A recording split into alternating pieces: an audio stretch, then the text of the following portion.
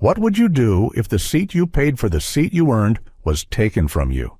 Not because of a mistake, but because of who you are. On Flight 782, a calm and poised black CEO named Naomi Carter boarded with the same first-class ticket as everyone else. Yet she was stopped, questioned, and made to prove herself again and again, while other passengers walked by without so much as a glance from the crew. Was it just procedure, as they claimed, or was it something deeper, something far too familiar for those who've lived through it before? What no one knew was that Naomi wasn't just another passenger. She was the chairwoman of the Congressional Committee on Aviation Safety and Civil Rights, and within minutes, her quiet decisions would plunge the entire airline's booking system into darkness.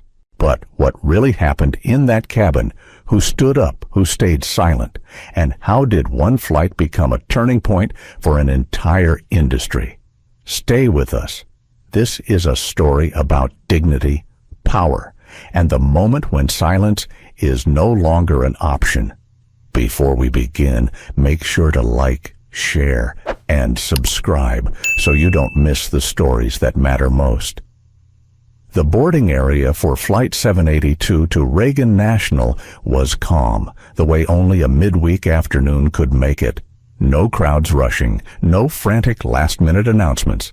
Just the measured hum of the jet bridge fans and the occasional clink of a coffee cup hitting a saucer in the nearby lounge. Naomi Carter stepped forward when her boarding group was called. She wasn't the kind of person to cut in line or to linger behind. Her pace was deliberate, confident without being showy. She carried a worn leather laptop bag over one shoulder and a slim carry-on in her right hand. The navy blazer she wore was tailored but understated, paired with a cream blouse and black trousers. Her shoes were sensible flats, quiet on the floor, but polished enough to show she took herself seriously. Her dark brown skin glowed under the overhead lighting, and her hair was swept into a low, neat bun. In her eyes was that practiced focus of someone who had been on far too many flights, someone who knew every rhythm of boarding, every look from the gate staff, every whispered comment from passengers who thought they were being discreet. The flight attendant stationed at the entrance to the first-class cabin glanced up. Her name tag read, Melissa. She smiled, but it was the kind of smile Naomi had learned to decode years ago, the kind that was part greeting, part evaluation. "Good afternoon," Melissa said, scanning Naomi's boarding pass. Her eyes flicked from the pass to Naomi's face and back again. A faint crease appeared between her brows. "Ma'am, I think you might be in the wrong section." Naomi paused, letting the words land. Around them, other passengers flowed down the jet bridge toward the plane. She could hear the easy laughter of a man in a tailored charcoal suit ahead of her. The warm welcome aboard, Mr. Whitford from Melissa just seconds earlier. But now the tone had shifted. Naomi wasn't Ms. Carter or welcome aboard. She was a question mark. "No," Naomi said, her voice even. "I believe this is my seat." Melissa's eyes didn't soften. "Can I see your boarding pass again?" Naomi handed it over without hesitation. The paper was crisp, the ink fresh. It clearly stated, Seat 2A, First Class. Melissa held it up, tilted it slightly, as though an invisible watermark might reveal a different truth. She nodded slowly, still looking uncertain. "All right," she said finally. "Go ahead." Naomi walked down the narrow aisle of the first-class cabin. The leather seat at 2A looked almost like it was waiting for her. She placed her laptop bag in the overhead bin and slid her carry-on beside it. Sitting down, she felt the seat mold to her shape, the armrest cool under her palm. For a moment, the world outside the cabin faded, replaced by the low thrum of the aircraft systems and the faint scent of citrus from the freshly cleaned surfaces. Out of the corner of her eye, she noticed Melissa greeting the man in 1A again, Charles Whitford. This time, Melissa leaned in slightly, voice warm and easy. Can I get you a glass of champagne before takeoff? Charles nodded without looking up from his phone. No boarding pass check, no ID request, just a seamless welcome. Naomi reached for her phone. A notification glowed on the lock screen, system access ready. She tapped the screen off and slid the device into the seat pocket. Timing mattered, and she wasn't ready yet. Melissa reappeared at her side. I'll need to see your ID. Please. Naomi looked up, brows raised. I showed you my boarding pass. Yes, Melissa said quickly, but we've had, situations lately. Just to make sure everything matches. Naomi pulled her driver's license from her blazer pocket and handed it over. Melissa examined it like it was a counterfeit bill, holding it close, then far, comparing the photo to Naomi's face with deliberate slowness. She didn't look at the other passengers, didn't see the way Charles sipped his champagne without a single question asked, didn't see the quiet glance from Margaret Langston in 3B as she leaned toward her husband to whisper something Naomi couldn't hear. Thank you, Melissa said finally, returning the ID.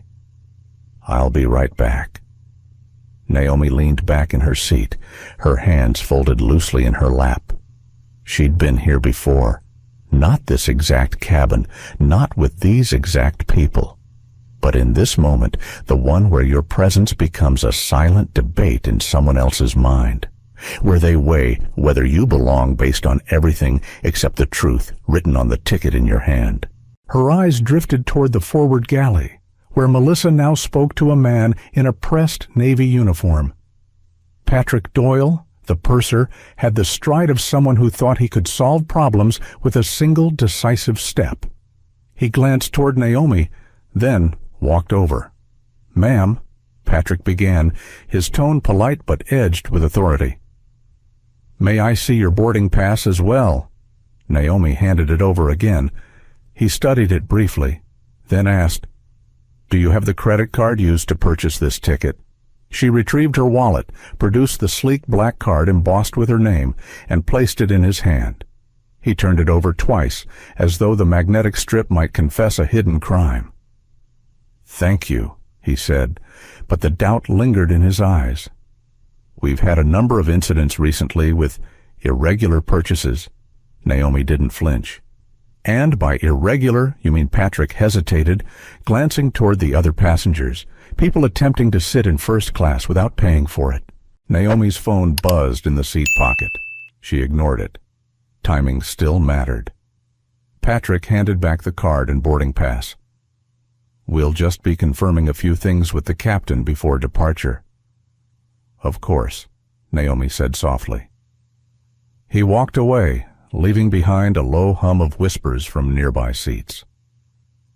Margaret Langston's voice rose just enough for Naomi to catch, in my day, people knew their place. Naomi looked out the window at the tarmac, where ground crew in reflective vests moved like chess pieces in an endless game. She'd been underestimated before.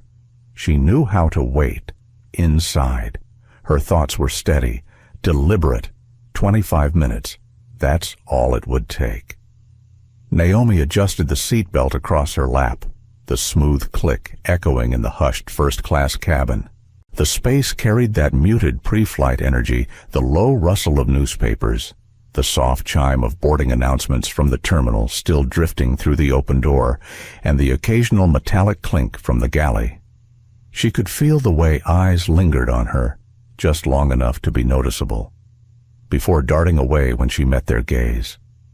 Melissa reappeared, her smile a little tighter this time, her voice carrying that precise tone service staff use when they want to sound polite but remain firmly in control.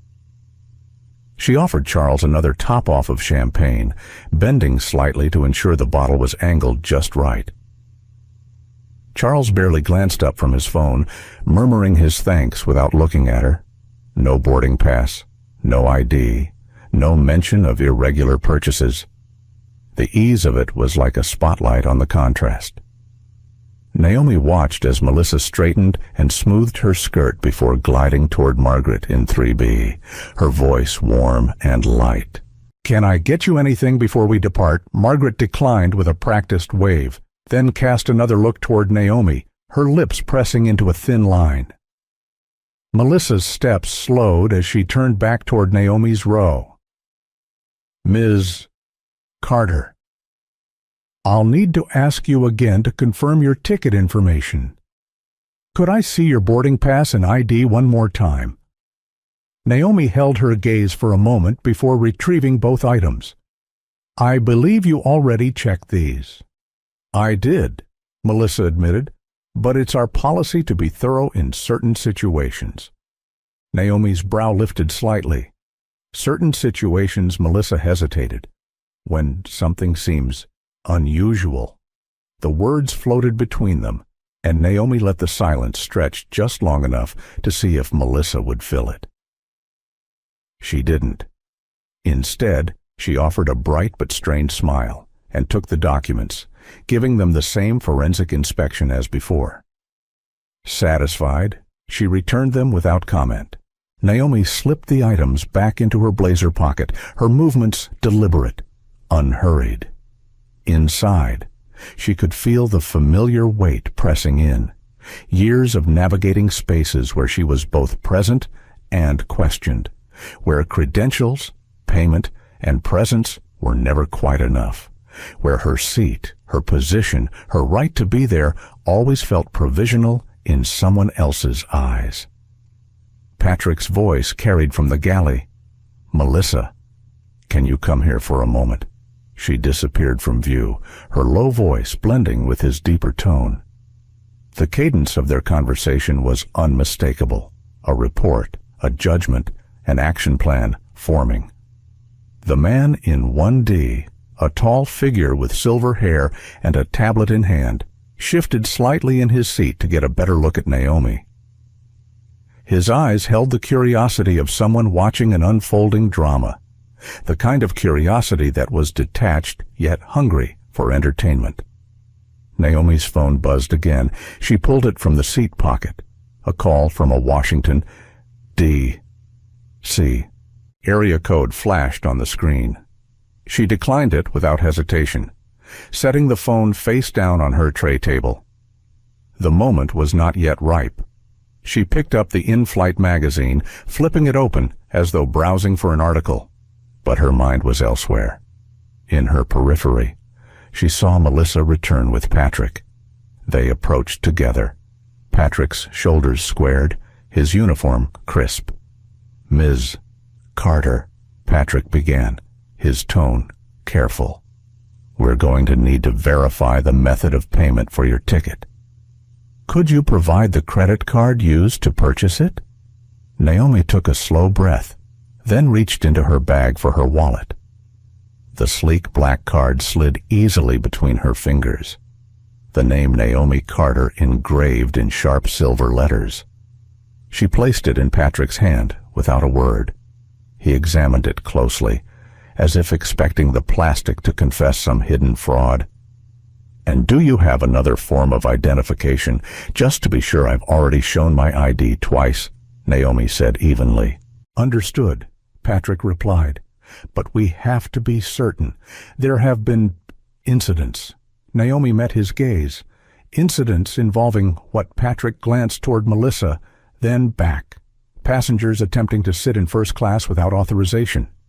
Naomi leaned back slightly. "And what made you suspect that applied to me?" Patrick's jaw tightened, but he didn't answer the question. Instead, he handed back the card and ID. "Thank you for your cooperation." Melissa stood just behind him, her posture rigid.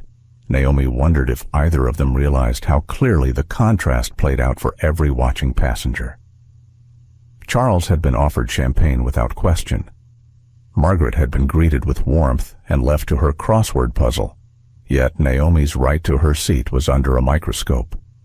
As Patrick and Melissa moved toward the galley, Naomi let her eyes rest on the window. The tarmac bustled below fuel trucks weaving between planes, a baggage cart trundling toward the cargo hold, a lone crew member signaling to someone out of sight. The view was a reminder of how many moving parts it took to keep a flight on schedule and how easily one person's decision could derail the entire operation. She thought of the message waiting on her phone, system access ready. She thought of the data stream she could trigger with a few keystrokes, the live monitoring tools designed to capture every interaction, every policy violation in real time. It wasn't about vengeance. It never was. It was about documentation, about showing the patterns that others could deny when all they saw was a single moment. The murmur of conversation from nearby rows washed over her. Margaret's voice, again, this time less hushed. It's just not the same as it used to be. Standards matter. Her husband mumbled something Naomi couldn't make out, but Margaret's sigh carried enough weight to fill in the gaps. Naomi turned a page in the magazine, though she hadn't read a word.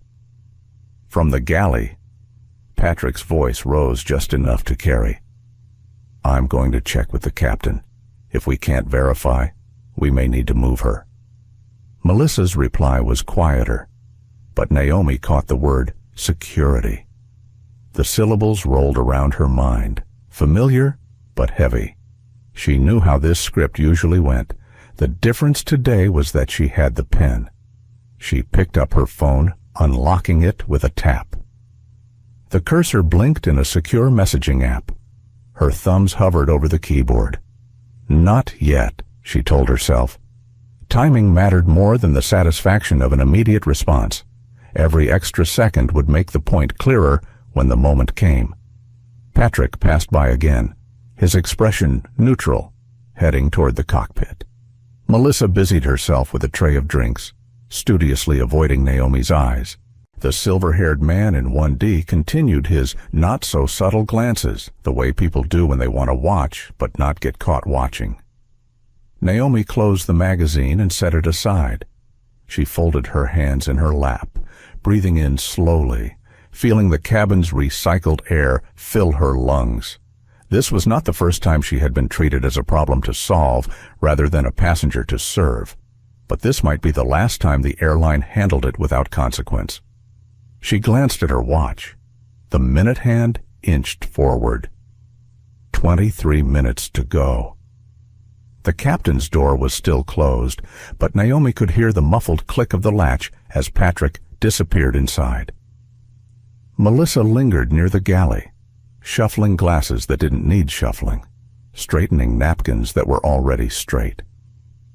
Every so often, her eyes drifted toward Naomi, then away again as if she were afraid of being caught. Naomi reached for the small glass of water the last flight attendant had set on her tray. It was lukewarm, but she took a slow sip anyway, letting the motion steady her breath. The air in the cabin felt heavier now, charged with the unspoken exchange between crew and passenger. Conversations in nearby seats softened, though the sideways glances did not. Charles Whitford in 1A scrolled lazily through his phone, the golden reflection of market tickers flickering in his glasses. His jacket hung neatly over the back of his seat, a flash of a designer label peeking from the inside pocket. Every few moments, he'd shift slightly, his gaze sliding in Naomi's direction, just long enough to confirm she was still there. Margaret Langston in 3B had given up pretending she wasn't watching. She leaned forward, speaking to her husband in a voice pitched just above a whisper, though she clearly wanted it to carry. I knew it the moment she came down the aisle. These days, they'll let anyone up here if you're not careful. Her husband murmured something inaudible. Margaret's eyes never left Naomi. The soft chime of the crew intercom interrupted the tension. Melissa answered, pressing the handset to her ear. Yes. She's still in the seat. Yes. We've checked twice. Her glance at Naomi was quick, but telling. She covered the mouthpiece, leaning toward the other flight attendant working the front galley. Jennifer, can you come up here? We might have a situation. The words settled over the cabin like smoke. Situation. It was vague enough to be meaningless and sharp enough to sting. Naomi could feel the subtle shift in the atmosphere. People adjusted their posture. Conversations faltered. The silver-haired man in 1D angled his tablet away from his face, openly watching now. He was waiting for the next scene. Jennifer appeared from the mid-cabin, her expression already serious. She looked at Melissa, then at Naomi, her eyes sweeping over her in a single, appraising glance. It was the look of someone searching for confirmation of an assumption they had already made. Melissa spoke first. "This is the passenger I was telling you about. The ticket matches the ID. But, well, you know..."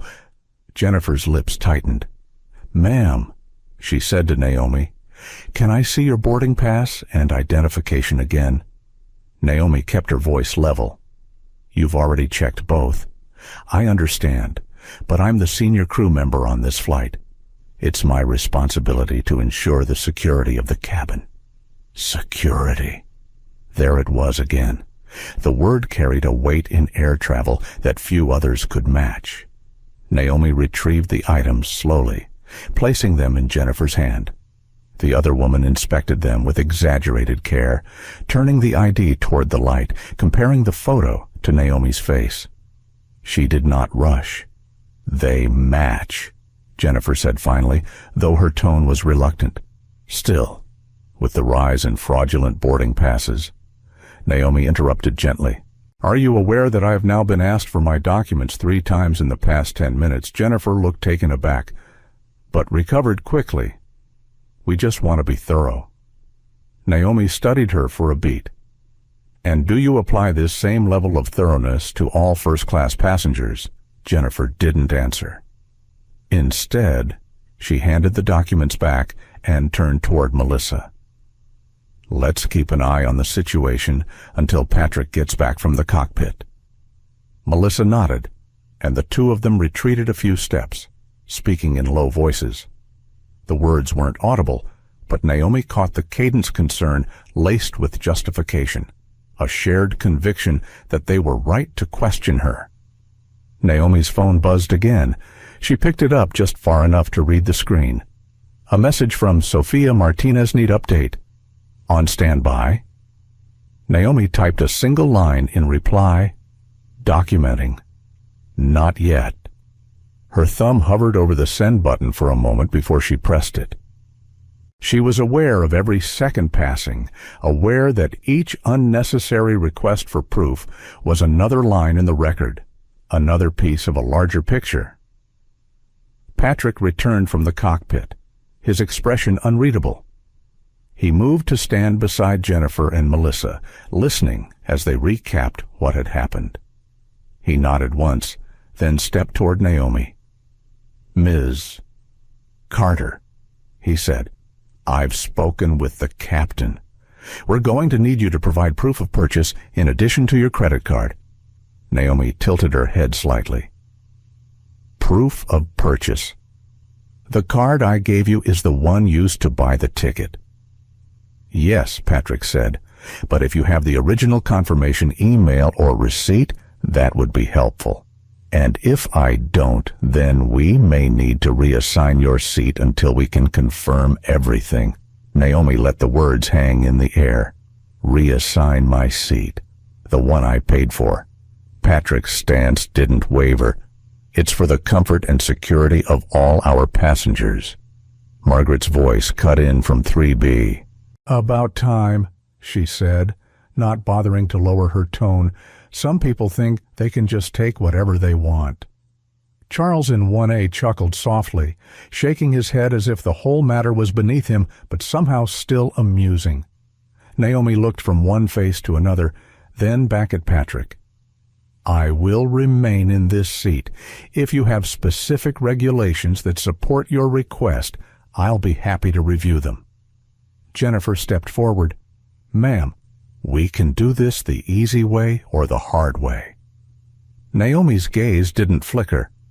"I prefer the way that follows the law." For a moment, no one spoke. Then Patrick sighed, as though dealing with a particularly stubborn problem. "We'll be right back." They retreated toward the galley again, the 3 crew members huddling like players mapping out their next move. The rest of the cabin seemed suspended between curiosity and discomfort. The silver-haired man in 1D shifted in his seat, a faint smile playing on his lips. Naomi reached for her phone once more. The time was noted in her mind. Every interaction, every word, every look was being recorded in more ways than one. She opened her secure app and typed another brief message to Sophia. Situation escalating. Likely removal attempt. Stand by for go signal. She closed the phone and placed it face down on her tray table. Outside the window, the ground crew had stepped away from the plane, their work complete. The jet bridge was still connected, but not for much longer. Soon they'd push back, and the cabin's hierarchy would settle into the familiar rhythm of service. Unless she decided otherwise. Inside, her thoughts were a steady current beneath the surface calm. This wasn't about proving she had the right to a seat. It was about proving what happened when that right was questioned without cause. 21 minutes left. The stage was set. Patrick and Jennifer disappeared toward the galley again, leaving Melissa stationed in the aisle like a sentinel. Her back was straight, her hands clasped lightly in front of her. She was no longer pretending to adjust glassware or fold napkins. Her focus was fixed on Naomi's row, and she didn't seem concerned about how obvious it was. Naomi shifted slightly in her seat, opening her laptop just enough to angle the screen away from prying eyes. The faint glow lit her face, reflecting the clean lines of a secure interface that could pass for an unremarkable spreadsheet to anyone who didn't know what they were looking at. She tapped a few keys, her movements unhurried, deliberate, as if composing an ordinary email. But each keystroke had purpose. She was not writing, she was preparing. From the corner of her eye, she caught Charles Whitford lifting his champagne flute again. His expression was unreadable, though the slight lift of his eyebrows suggested quiet amusement at the scene unfolding beside him.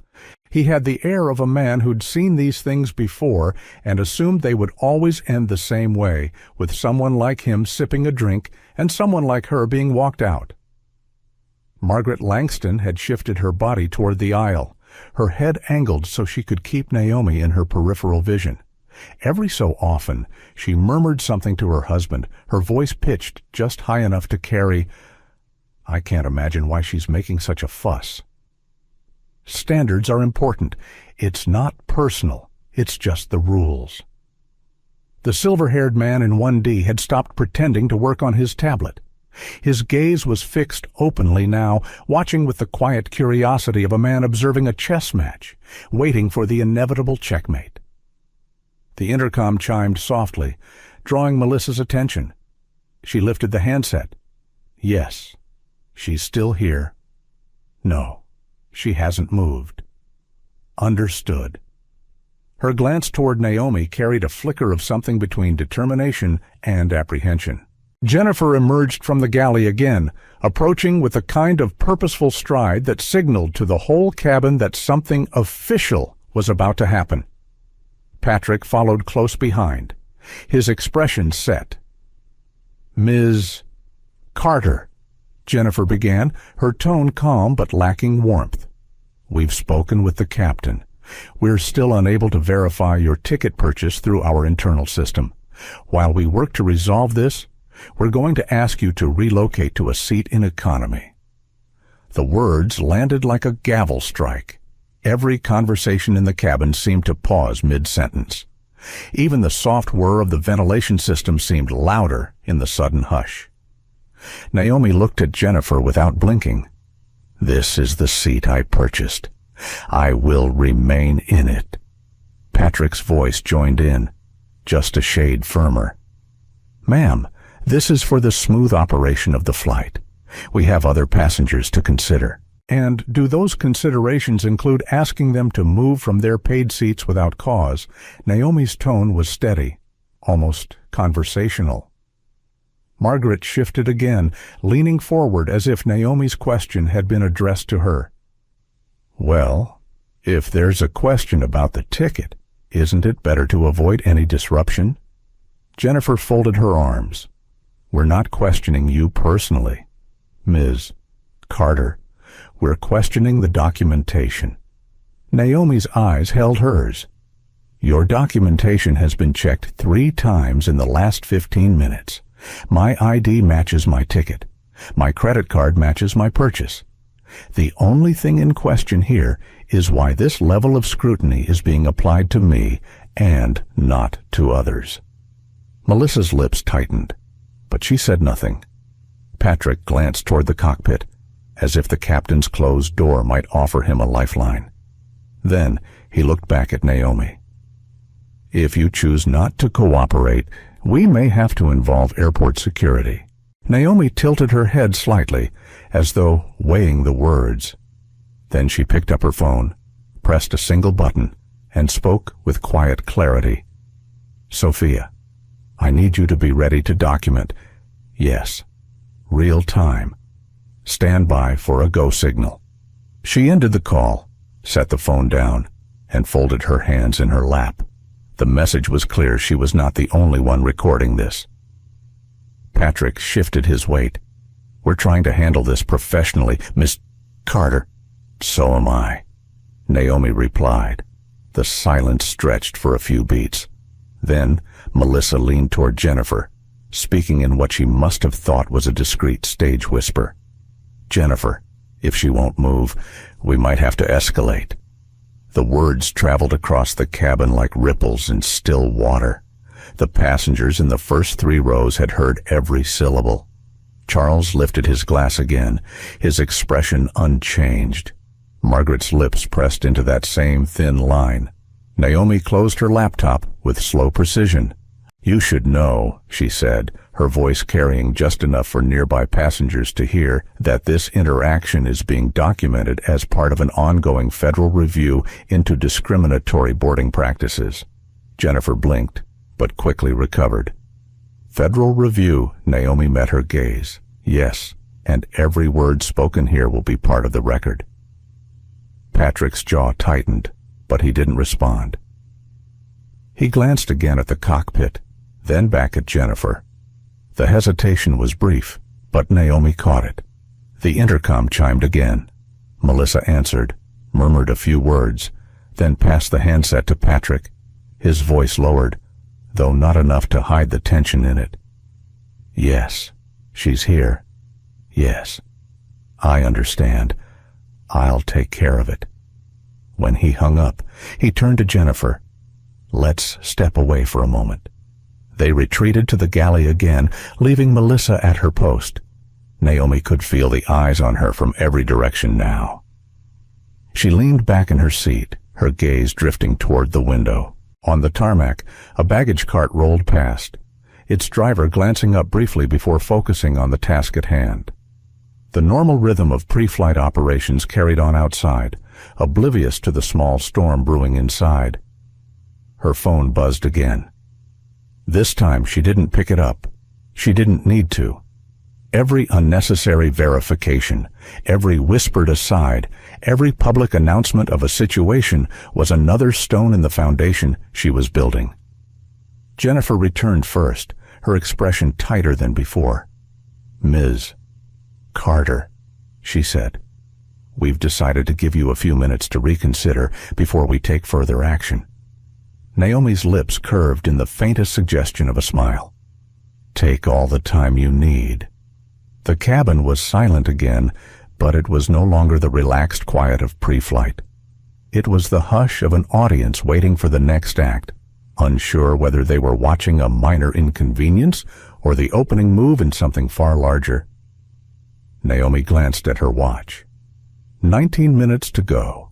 Jennifer's footsteps were slow and deliberate as she made her way back down the aisle. The pause between each step seemed designed to signal both authority and inevitability. Behind her, Patrick followed, his face set in a tight mask that gave away none of what was brewing in the galley moments earlier. Melissa trailed behind them, still clutching a small stack of boarding passes from another passenger check. Naomi's seat felt like the center of a spotlight.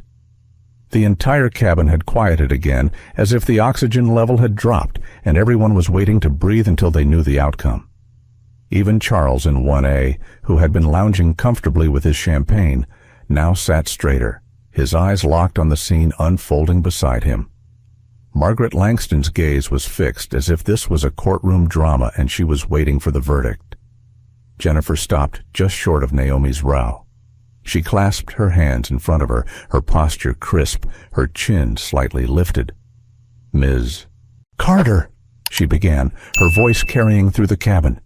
"We've conferred with the captain and with our operations team. We need you to relocate to a seat in economy for the duration of this flight." Naomi's eyes met hers, calm and unwavering.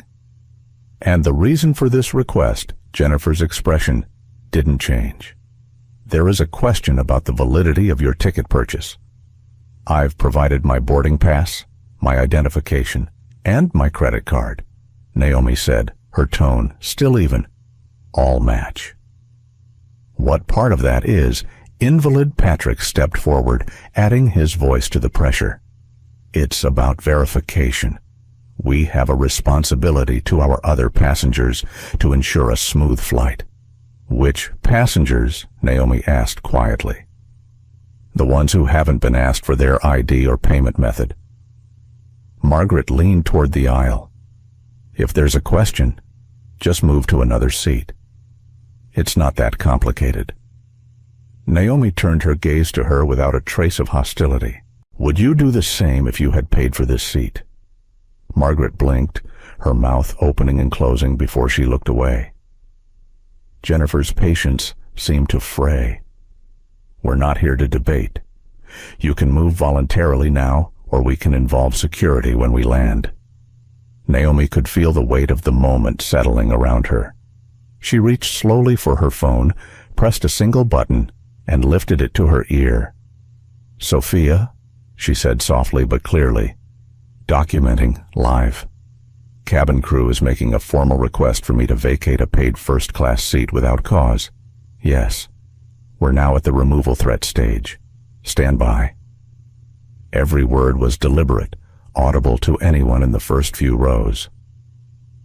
Patrick's eyes flicked toward Charles in 1A, then to the silver-haired man in 1D, then back to Naomi. He seemed to realize that this was no longer a private conversation. When Naomi ended the call, she set the phone gently on the tray table.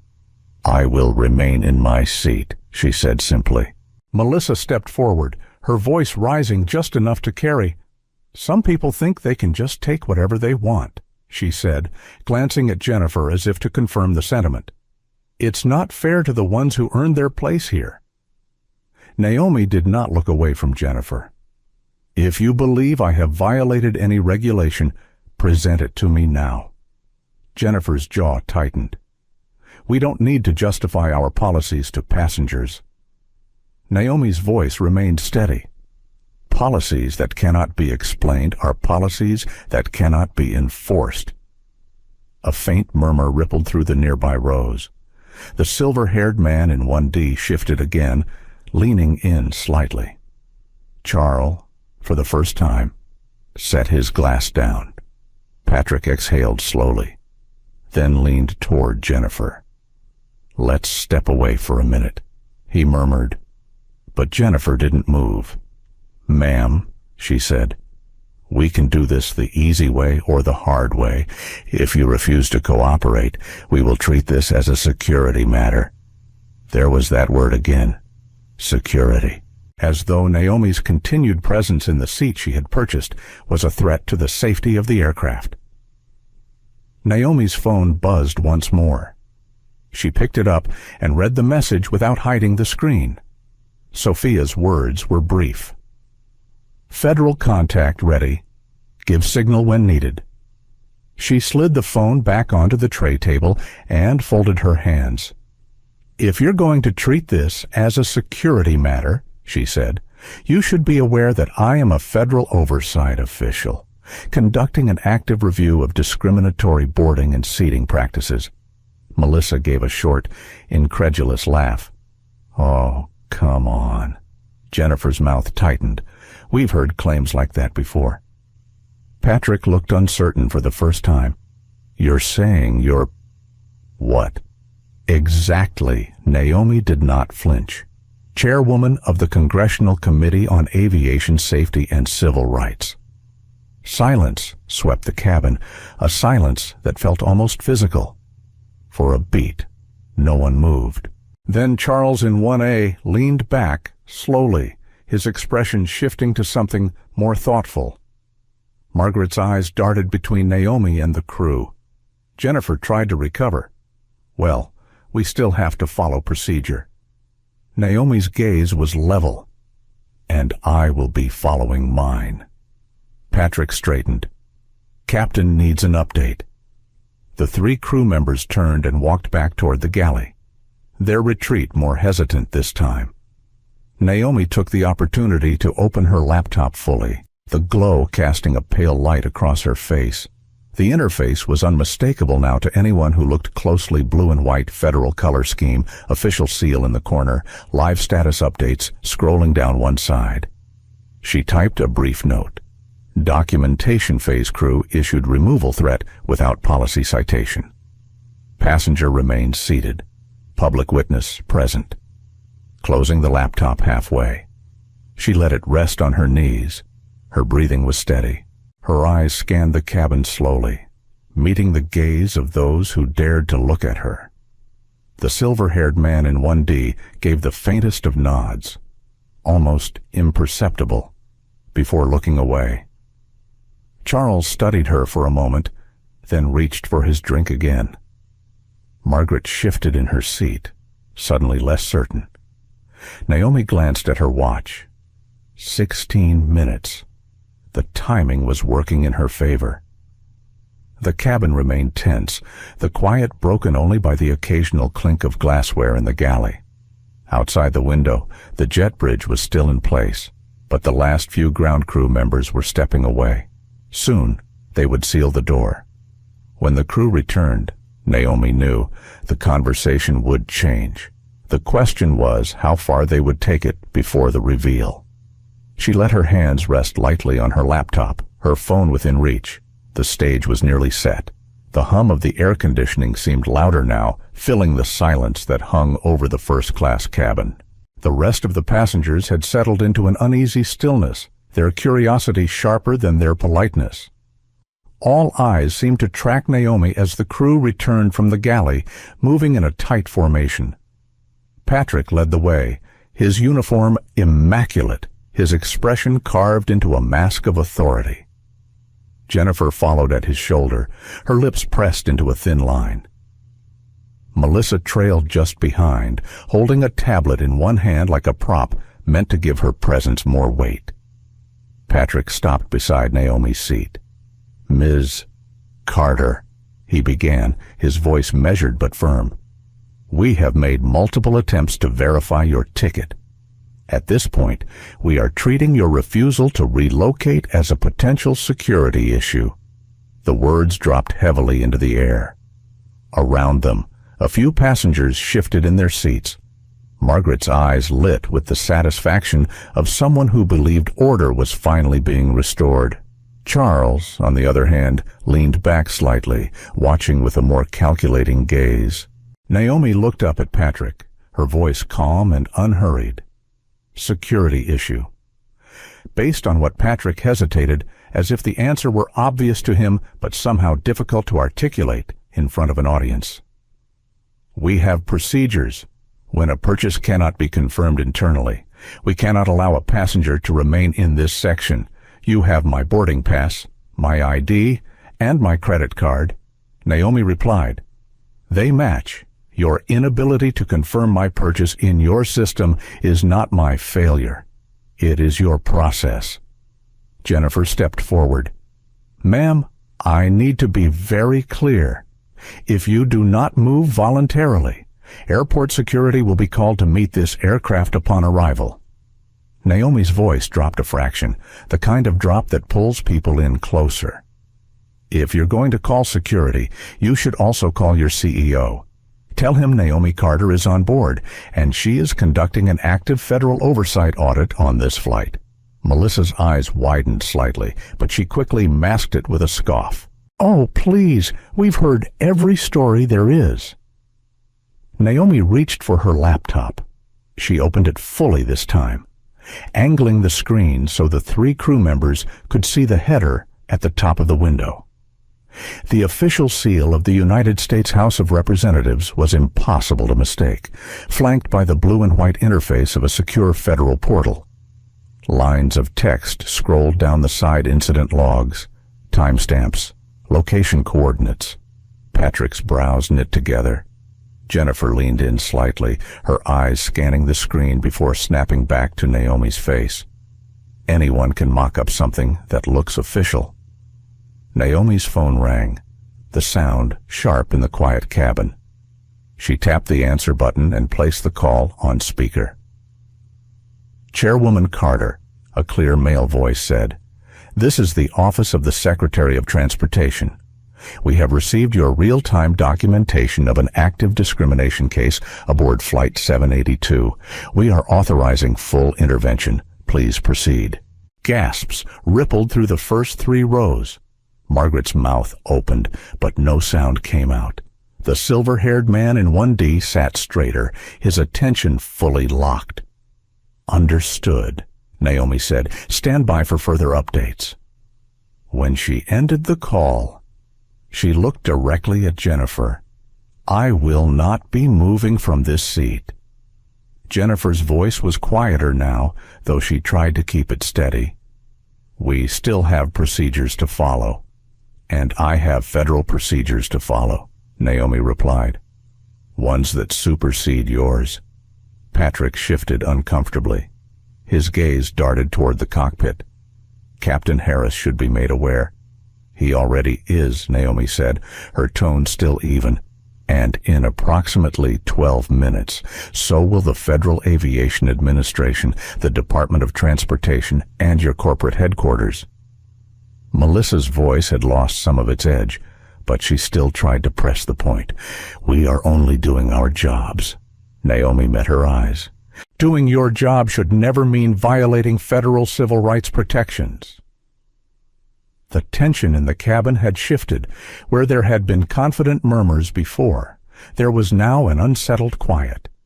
Even Margaret looked less certain, her gaze flicking between Naomi and the crew, as if recalibrating her position.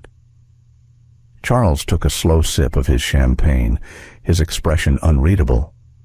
The silver-haired man in 1D leaned forward just enough to rest his forearms on his knees, as though settling in to watch the rest of a long-awaited scene. Jennifer seemed to weigh her next words carefully. "Ms. Carter, are you saying this incident will be part of an official investigation?" "I am not saying it," Naomi replied. "I am documenting it, and the documentation has already left this cabin." Patrick's voice was quieter now. "And what exactly happens in a case like this?" Naomi's eyes didn't waver. "Federal oversight. A review of every discrimination complaint filed against your airline in the past 5 years. Mandatory compliance training. Public reporting." The weight of her words seemed to sink into the air between them. Melissa's grip tightened on her tablet. Jennifer's jaw worked as though she were holding back a retort. Patrick's shoulders sagged ever so slightly. Naomi closed her laptop with measured precision and set it aside. "You have a choice now," she said. "You can continue down this path and deepen the record against you, or you can correct course." No one spoke. Outside the window, the last of the ground crew was moving away.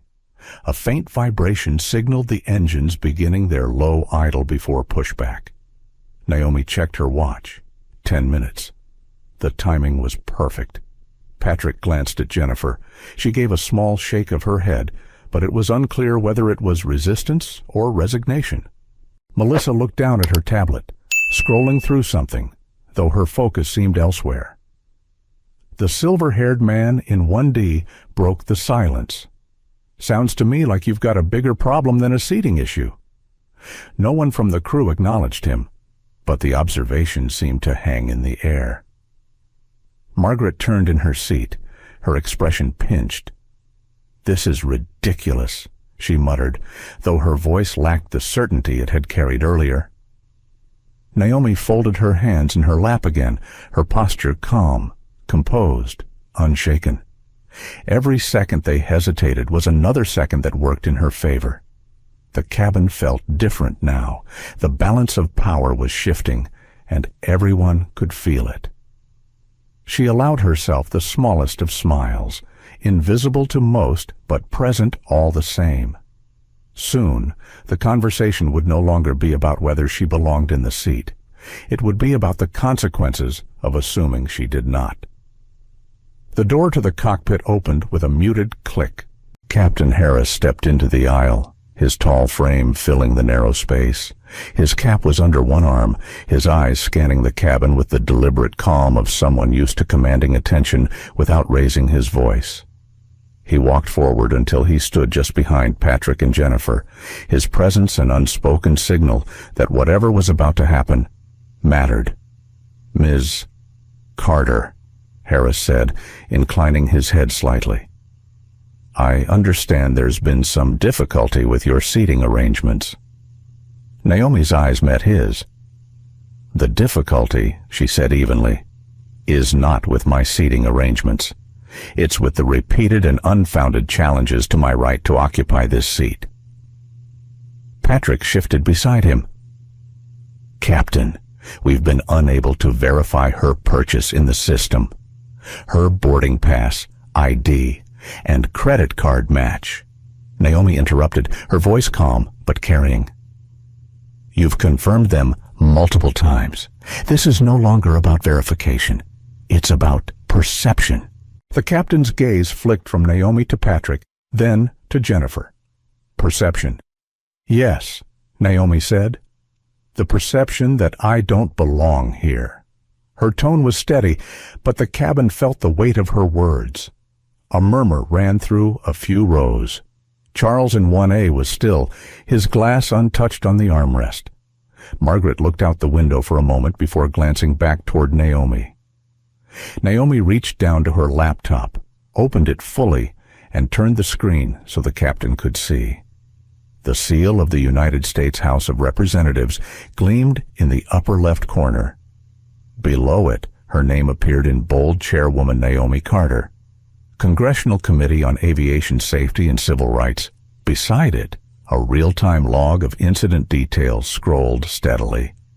"This," she said, "is a live federal documentation portal. Every word, every action in this cabin for the last 23 minutes has been recorded and transmitted." Melissa's face went pale. Jennifer's lips parted, but no words came out. Patrick's eyes darted back to the captain. "And you're telling me," Harris said carefully, "that this is part of an official federal investigation," Naomi finished, "into systemic discrimination in commercial aviation. You have been participating in a case study that will be reviewed by the Department of Transportation, the Federal Aviation Administration, and Congress." The cabin fell into absolute stillness. Even the subtle hum of the engines seemed quieter.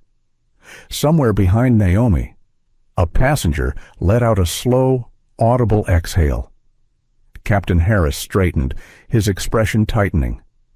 "I was not informed. You weren't supposed to be," Naomi said. "This review is conducted in real-world conditions. That means observing unaltered behavior." Patrick's voice was unsteady. "We didn't know. That's exactly the point," Naomi replied. Melissa took a small step back, her grip tightening on the tablet she'd been holding like a shield. "We were following procedure," she said quietly. "Procedures," Naomi said, "do not excuse bias. If your procedure results in a disproportionate number of passengers of color being challenged in premium cabins, it's not a procedure, it's a problem." Jennifer's eyes dropped to the floor. Naomi closed the laptop halfway and placed it on the armrest. "Here's what will happen next," she said, her tone still calm, almost gentle. We will continue this flight without further interference.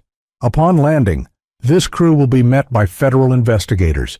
Your airline's CEO has already been contacted. All of this is part of the record. Margaret's voice, thin and hesitant now, broke the silence. Is this going to be on the news? Naomi's gaze moved to her. Yes. But more importantly, it will be in the regulations that govern how you are treated on your next flight.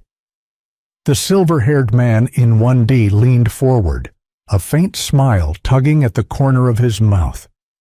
Looks like you're in the right seat after all.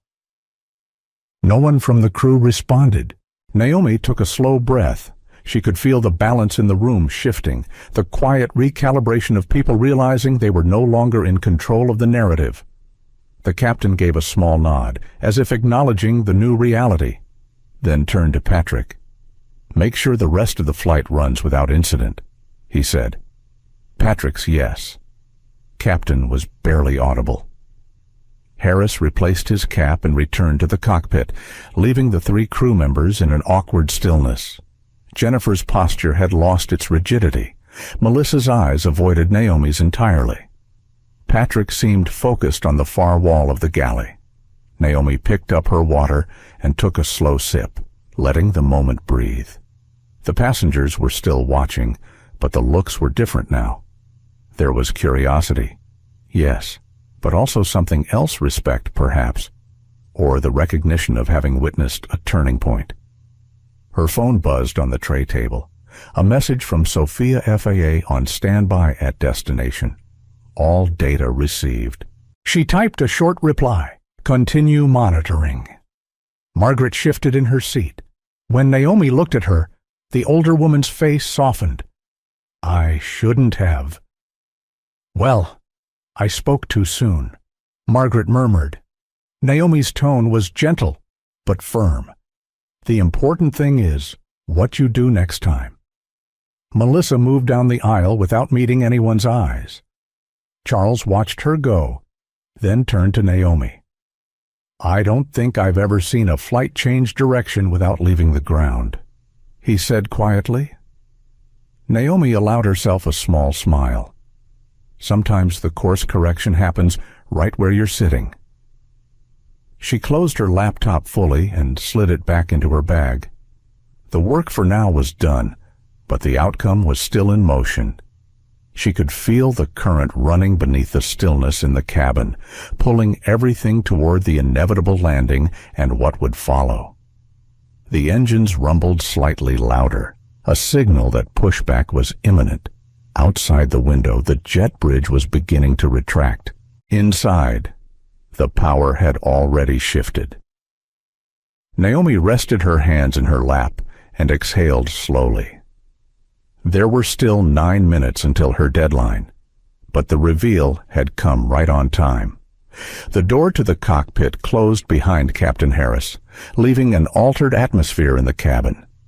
The tension was still there, but its source had changed. It no longer radiated from Naomi's seat. Now it seemed to cling to the crew, following them with every step they took.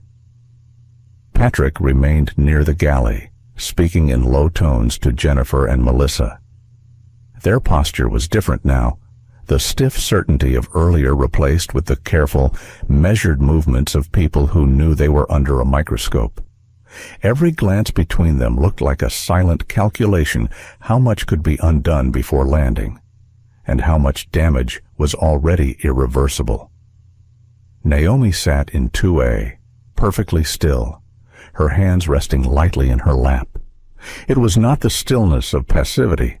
It was the stillness of someone who had decided exactly when to move and how far to go. Around her, passengers shifted in their seats, their body language less wary, more openly curious.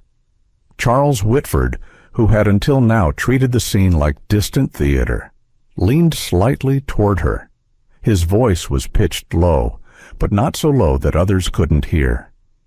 That was impressive. Naomi turned her head, meeting his gaze with a calm acknowledgement. It wasn't about impressing anyone. Then what was it about? Charles asked. Naomi's answer was simple. Accountability. Margaret Langston was listening too, her eyes darting between Naomi and Charles. She sat back in her seat, frowning faintly as though something in her understanding of the world had shifted just enough to be uncomfortable. Melissa made her way down the aisle, offering drinks without meeting Naomi's eyes. When she reached Margaret, her voice was polite but subdued. "Can I get you anything?" Ma'am Margaret shook her head. "No, thank you." Melissa moved on. She didn't linger at Naomi's row, didn't offer the same exaggerated scrutiny she had earlier. But the avoidance was telling. Naomi reached for her laptop, opening it just enough to check the live log.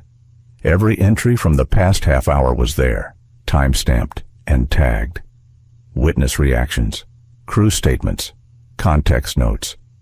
The feed from Sophia's monitoring team was coming through clean, with short updates confirming that the Department of Transportation and FAA liaisons were already preparing to meet the flight on arrival. A message flashed at the top of the screen, Corporate HQ contact confirmed. Executive escalation in progress. She closed the laptop again, setting it gently on the armrest. The point had been made. Now came the waiting. Patrick finally left the galley and approached her seat. His tone was different now, stripped of its earlier authority. "Ms. Carter, is there anything I can get for you?" "No." "Thank you," Naomi said. There was a pause, as if he expected her to say more. When she didn't, he gave a short nod and retreated. It was a small moment, but the cabin noticed. Conversations that had been hushed now picked up, some passengers leaning toward each other to whisper.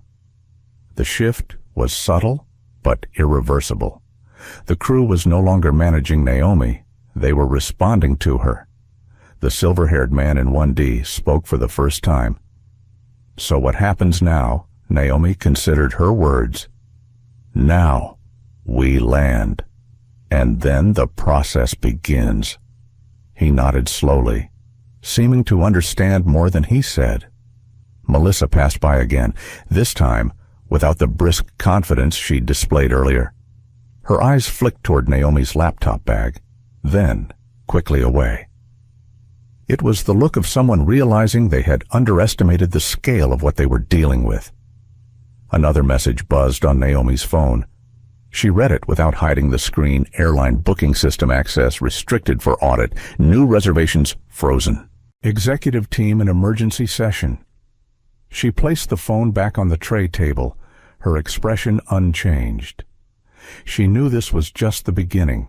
The visible consequences would take days, weeks even, but the machinery was already in motion. Margaret leaned forward slightly. Will they lose their jobs? The question was tentative, almost uneasy. Naomi met her gaze. "That's not my decision. The investigation will determine responsibility." Margaret looked down at her folded hands. "I didn't realize. I didn't think it was a big deal." "That's the problem," Naomi said gently. "It never seems like a big deal to the people who aren't on the receiving end." Margaret's eyes softened, and for the first time since boarding, her posture lost some of its stiffness. She gave a small nod and turned back toward her husband. The captain's voice came over the intercom, steady and practiced. "Ladies and gentlemen, we'll be pushing back shortly. Our flight time today will be approximately 1 hour and 15 minutes. We thank you for your patience as we completed a brief delay." No mention of the real cause. No hint of the scene that had just played out. But the cabin knew, and Naomi suspected the story would travel far beyond the walls of the plane. As the plane began to roll backward from the gate, Naomi allowed herself a moment to look out the window.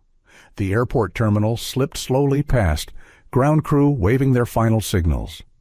The light was beginning to shift as clouds moved across the afternoon sun, throwing long shadows over the tarmac.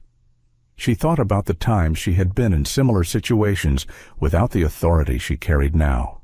times when the outcome had been quietly humiliating, and the only thing left to do was walk away. This was not one of those times. This time, she could change the trajectory, not just for herself, but for everyone who would come after. Her phone buzzed again. Sophia's message was concise media holding for statement after landing. "Confirm if you want press." Naomi typed back. "No statement. Official channels only." She didn't need headlines to make the point. The real work would happen in boardrooms, regulatory meetings, and training sessions. The passengers in this cabin would tell their own version of events, and that would be enough to keep the conversation alive until the formal investigation was complete.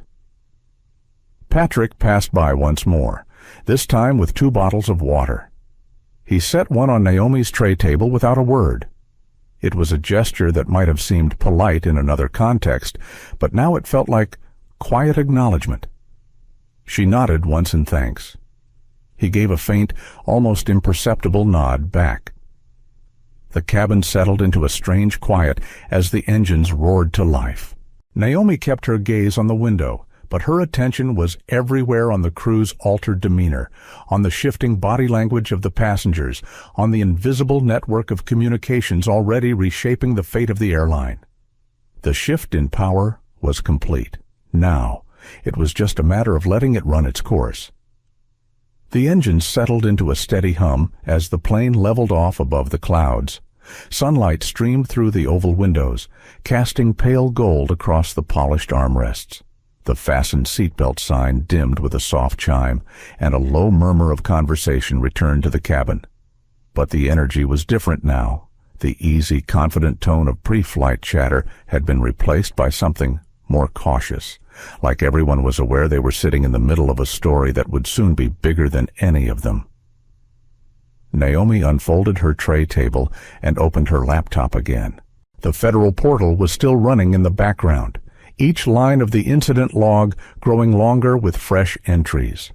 She scrolled once, confirming that Sophia's team was still receiving every update. In the corner of the screen, a new notification appeared: Airline Reservation Network, status locked. No new bookings? Internal systems flagged for audit. She wasn't surprised.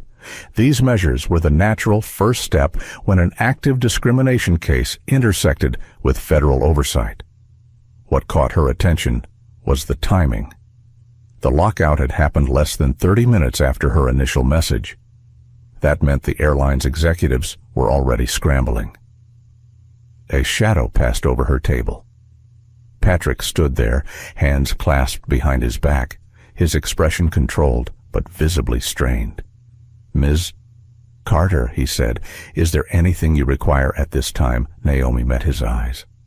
"No, thank you." He hesitated, then added, "We've been instructed to ensure your comfort. That would mean allowing the remainder of the flight to proceed without further interference." Naomi replied. Patrick inclined his head slightly. "Understood." He moved on, but Naomi noticed the stiffness in his shoulders as he walked away. This wasn't just about this flight anymore. He knew it, and so did she. A few rows ahead, Charles Whitford was speaking quietly to another passenger, his tone low but animated. He glanced toward Naomi more than once, and each time she returned her attention to the screen. Margaret Langston had not spoken since their brief exchange earlier. She kept her eyes on her crossword puzzle, but her pen hadn't moved in several minutes. Another notification appeared on Naomi's laptop. Internal Communications Executive Leadership convened. Crisis Management Protocol initiated. Naomi read the note twice. The airline wasn't just handling an onboard incident. They were managing a corporate crisis with potential regulatory consequences. The fact that it was happening mid-flight meant the news had moved fast. Melissa approached Naomi's row with a tray of drinks for other passengers. Her voice was softer now, the crisp edge gone. "Would you like something to drink, Ms. Carter?" she asked. "Water is fine." Naomi said.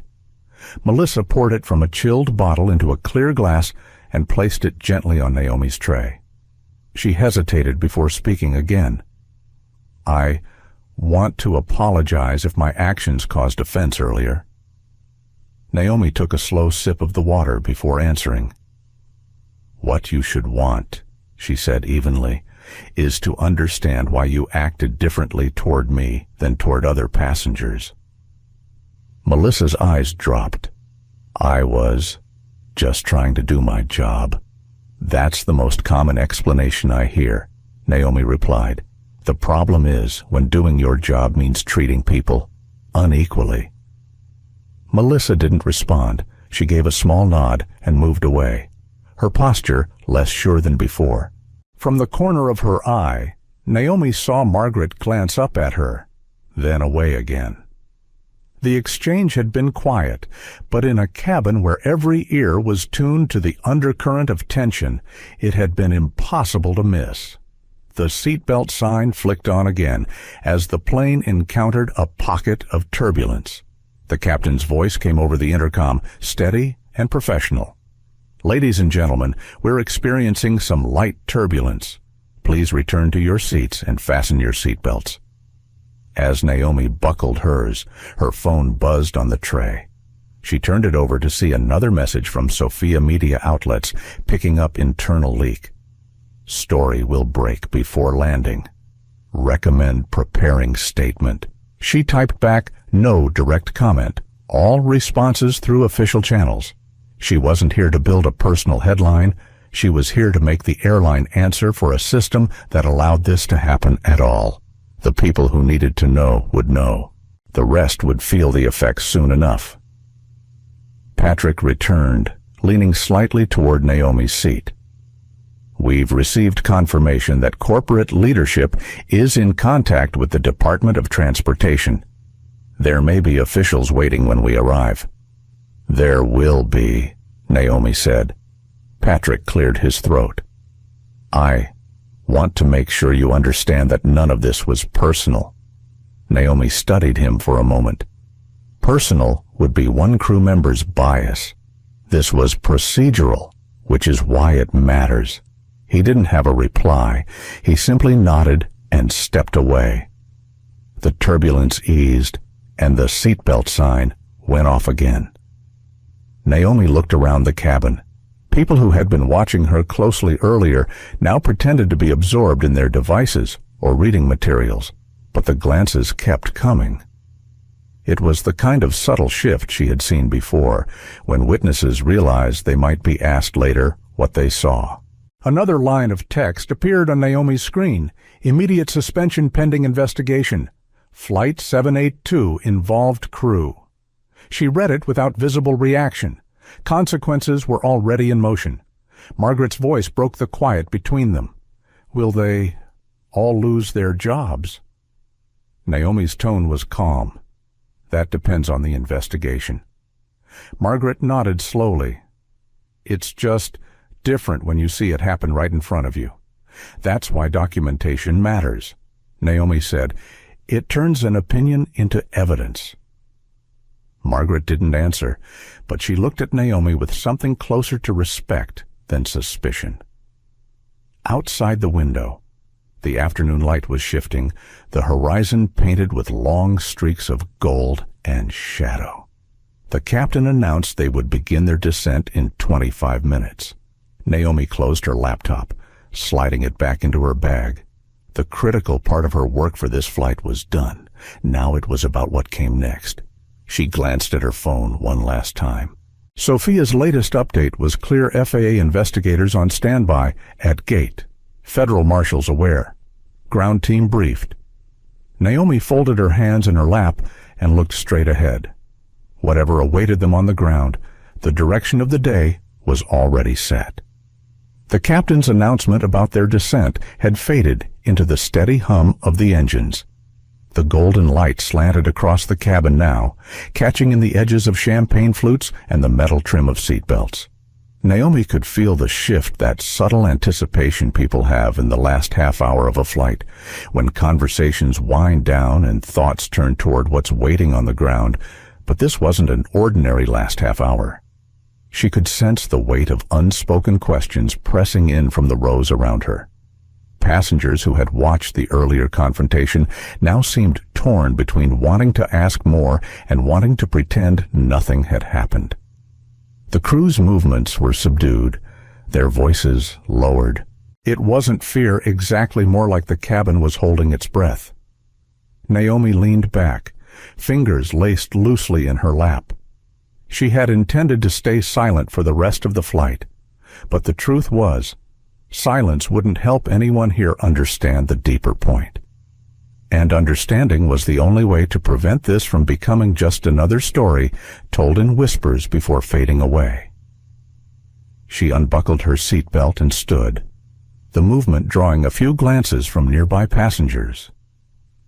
She stepped into the aisle, her voice steady but not loud. "Excuse me," she said, meeting the eyes of the people closest to her. "I know we're all ready to land, but I'd like to say something." It wasn't a demand, it was an invitation, and that was why people turned toward her instead of away.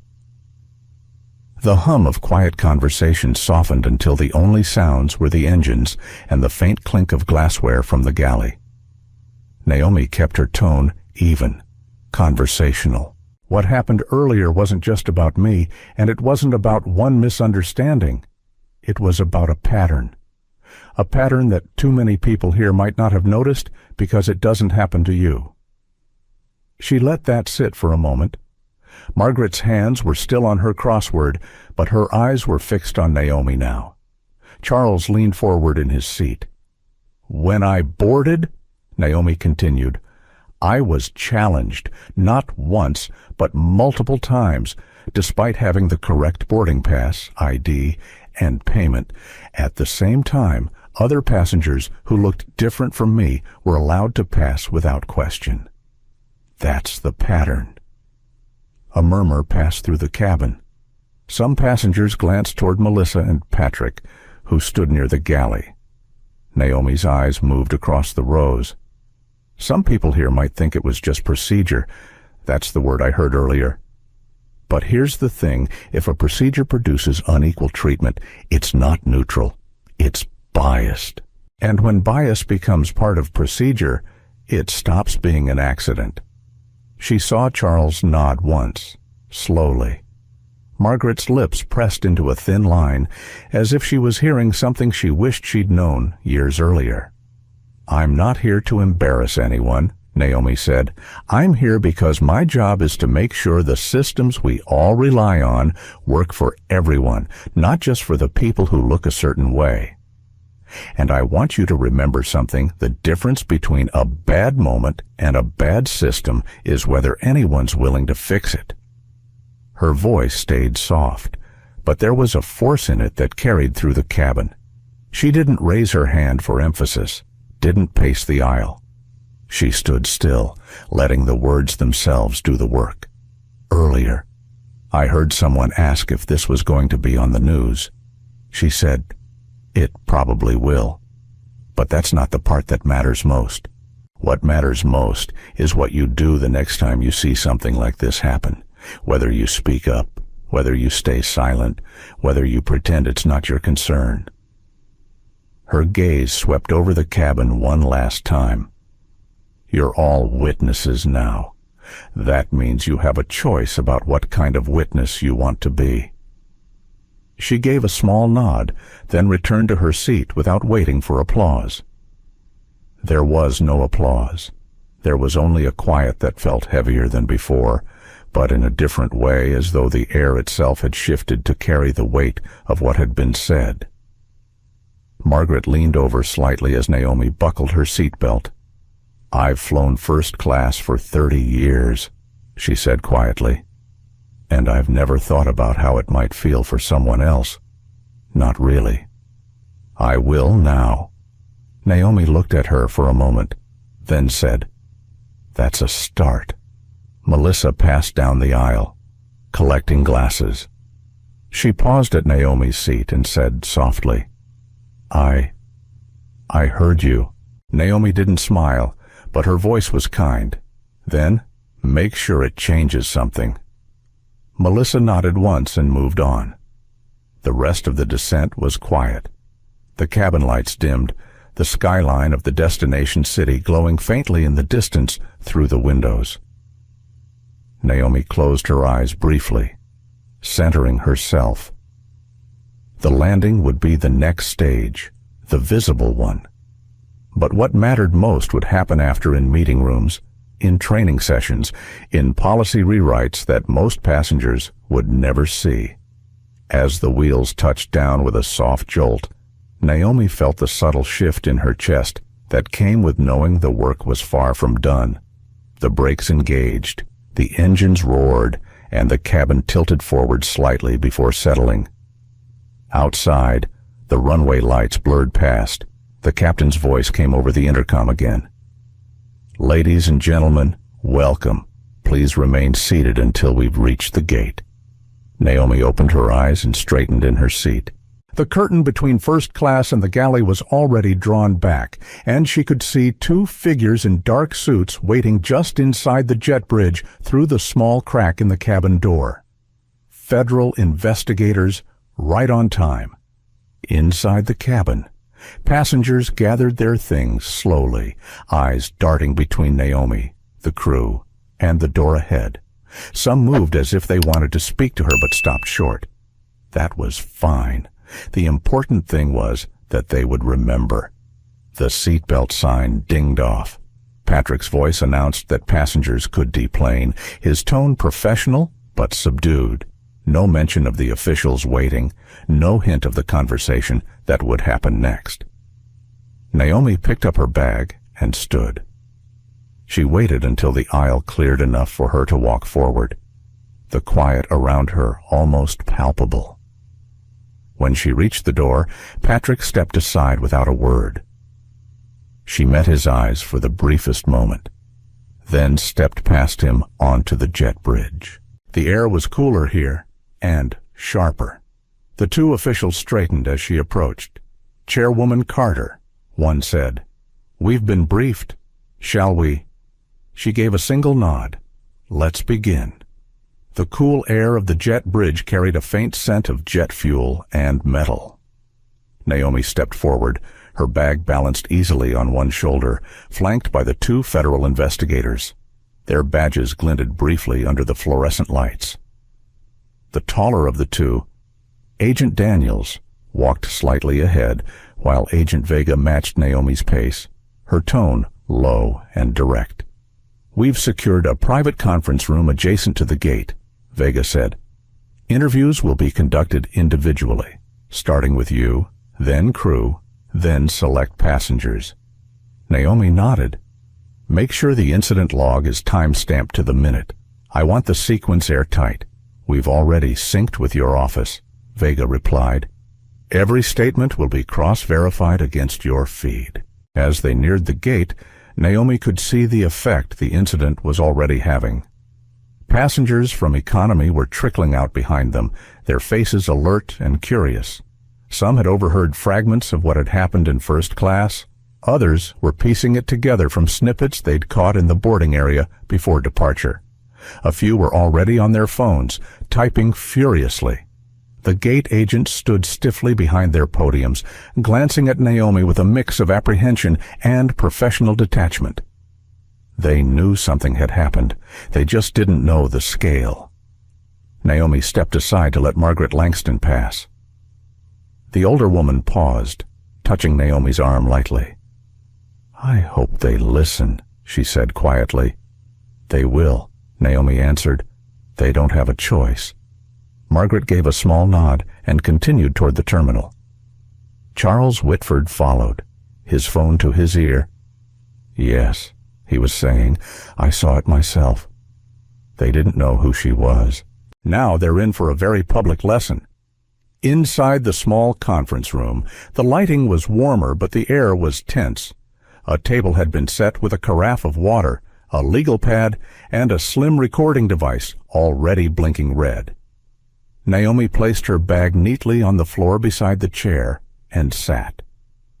Daniels closed the door. "We'll keep this efficient," he said. "Walk us through the sequence, starting from boarding." Naomi spoke clearly, her memory precise.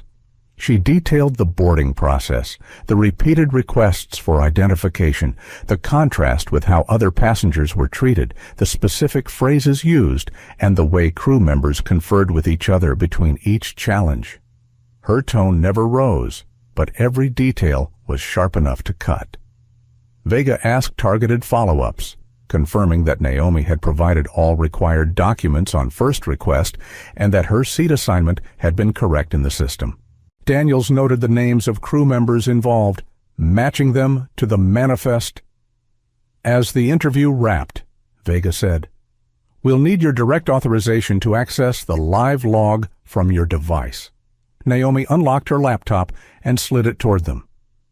"Everything you need is in the folder labeled Flight 782 Incident. It's already tagged by category." Daniels scanned the directory and whistled softly. "This is thorough." "That's the point," Naomi said. Outside the conference room, voices were rising. Naomi could hear Melissa's distinctive tone, still polite, but edged with defensiveness as she was guided toward another interview space. Patrick's voice came next, lower but tense, like someone aware the ground had shifted under his feet. Naomi stood and stepped into the hallway. Passengers clustered nearby, some lingering intentionally, others pretending to scroll their phones while listening in. The atmosphere felt charged, as if the air itself carried static. Agent Vega joined her. Corporate has been notified that their booking and scheduling systems will remain locked until further notice. The executive team is requesting an immediate call with your office. "They'll have to wait," Naomi said. "The process comes first." A young man in a hoodie approached hesitantly. Excuse me, ma'am, I was in row 22. I heard most of it. I recorded some audio. Do you want it?" "Yes," Naomi said simply. Vega took his phone and began transferring the file to the evidence system. Another passenger, a woman in business attire, stepped forward. "I was in the lounge before boarding. I heard them say they were going to double-check certain passengers just to be safe. I didn't think much of it at the time. Now I do." Naomi met her gaze. "Thank you for saying that out loud." Word was spreading. Even without the media leak Sophia had warned her about, Naomi could see the story taking shape in real time through these first-hand accounts. Every retelling would add weight to the chain of evidence and pressure to the people trying to contain it. Her phone buzzed. A short message from Sophia read Newswire picking up anonymous source. "Story live within the hour." Naomi looked toward the wide windows facing the runway. The plane she had just left was still parked at the gate, ground crew moving around it in practiced coordination. Inside, she knew the crew's world had tilted in ways they hadn't yet begun to process. Patrick emerged from his interview room, avoiding her eyes as he walked toward the jet bridge. Melissa followed soon after, her cheeks flushed. Neither spoke. Daniels returned. "We'll be holding the crew for follow-up questioning. They've been informed of the administrative leave pending investigation." Naomi inclined her head. "Good." As she gathered her bag, a gate agent approached. "Ms. Carter, the airline COO is on the line and requesting to speak with you directly." Naomi considered this for a moment. "Tell them to coordinate through my office. I'm not engaging outside formal channels." The gate agent hesitated. They said it's urgent. It's urgent because they're in damage control mode," Naomi said evenly. "That's not my priority." She turned and walked toward the terminal, the investigators keeping pace. Around her, the ripple effect continued, passengers typing, whispering, sending messages out into the digital world where this flight story was already becoming something larger. Beyond the security glass, the city stretched into the fading light, its skyline etched against the deepening sky. Naomi knew that by the time the sun fully set, calls would be made in boardrooms across the industry, every airline reminding its staff of policies that should have been common sense. And still, she also knew, it wouldn't be enough until the systems themselves were rebuilt. She adjusted her bag on her shoulder and kept walking. The night ahead would be long. But the work had already begun. The conference hall inside the terminal was meant for routine meetings between airline staff and airport officials. Tonight, it had been transformed into a command center. Laptops were open on every table, phone calls happening in rapid succession. The hum of conversation was urgent but controlled, the way it gets when everyone knows a decision is about to have consequences far beyond this room. Naomi stepped inside with Agents Vega and Daniels at her side. Heads turned immediately. Some faces she recognized from industry events, executives who usually carried themselves with the confidence of people who could end or approve million-dollar contracts with a single word. Now, their eyes carried something else: calculation, wariness. The airline's COO, a silver-haired man named Robert Kane, stood near the center. His voice was crisp but tight as he spoke to one of his legal advisors. When he noticed Naomi, he straightened, forcing a smile that didn't reach his eyes. "Chairwoman Carter," he said, stepping forward, "I wish we were meeting under better circumstances." Better circumstances start with better practices. Naomi replied. Her tone was even, but the weight of the moment carried in every syllable. Kane gestured toward a quieter corner. "May we speak privately?" "You may speak," Naomi said, "but I will not engage without these agents present. Transparency matters." He hesitated, then nodded. Understood. They moved a few steps aside. Kane clasped his hands in front of him, lowering his voice.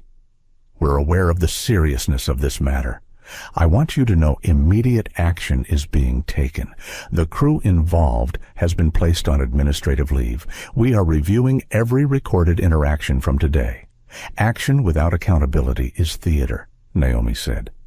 "What you do next will decide whether this is a press statement or a systemic change." Kane's jaw tightened. "We will cooperate fully with the investigation." "You'll do more than that," Naomi said.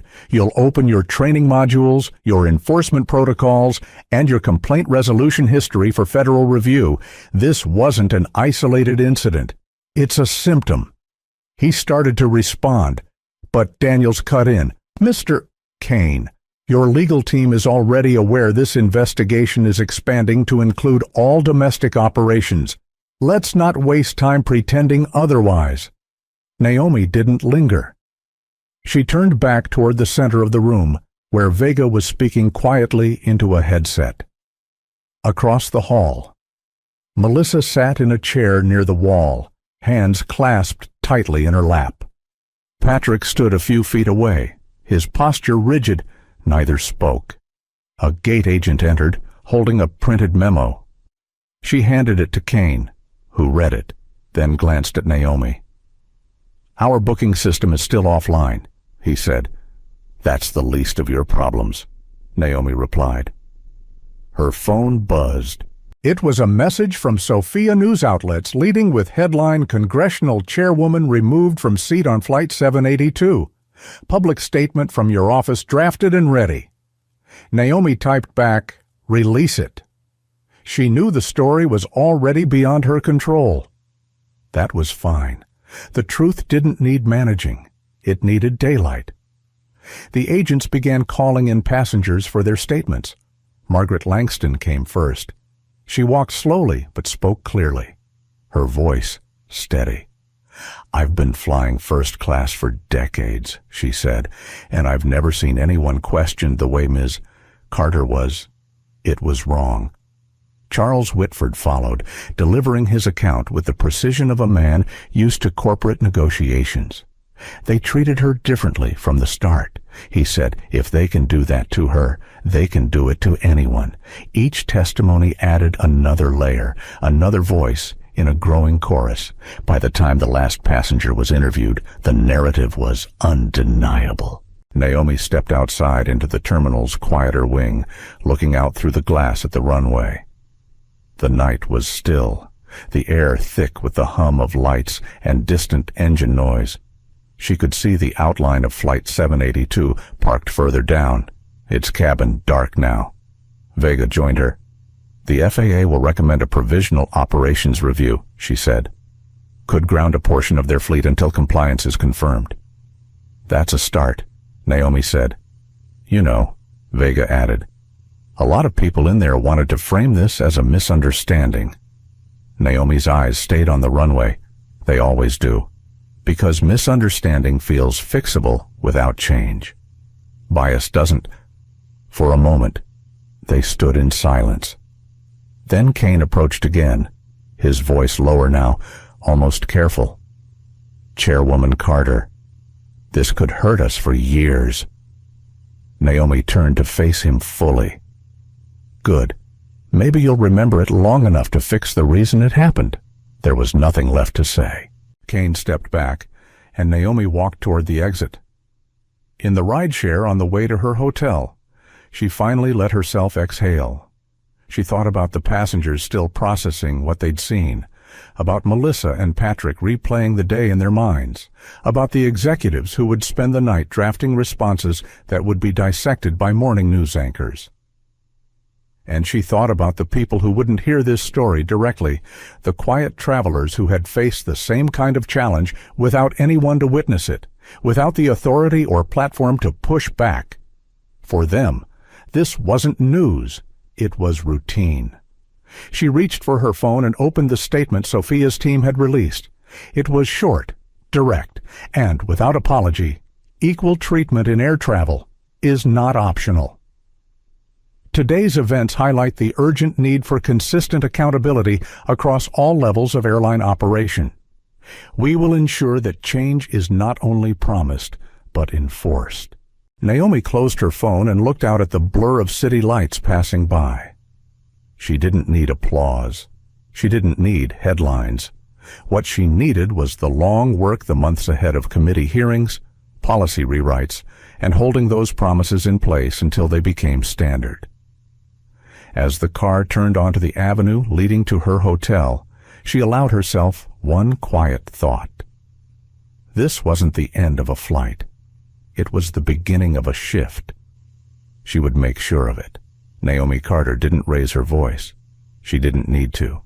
In a world where injustice often hides behind polite words and procedures, her quiet refusal to be diminished lit a fire that reached boardrooms, courtrooms, and homes across the country. This story isn't just about one flight. It's about every moment when someone is told, directly or indirectly, that they don't belong. It's about how those moments can be turned into catalysts for change when someone refuses to let them pass unnoticed. To the passengers who spoke up, to those who will think twice the next time they see bias unfolding, and to everyone who knows what it's like to be singled out for the wrong reasons, this story belongs to you. And to those who still believe discrimination can be hidden behind policy, remember this: the truth always finds its way into the light. If Naomi's stand moved you, let it also remind you justice isn't loud, but it is relentless. Thank you for watching and for standing with us against every form of prejudice. Don't forget to like, share, and subscribe, so you're here for the next story that needs to be told.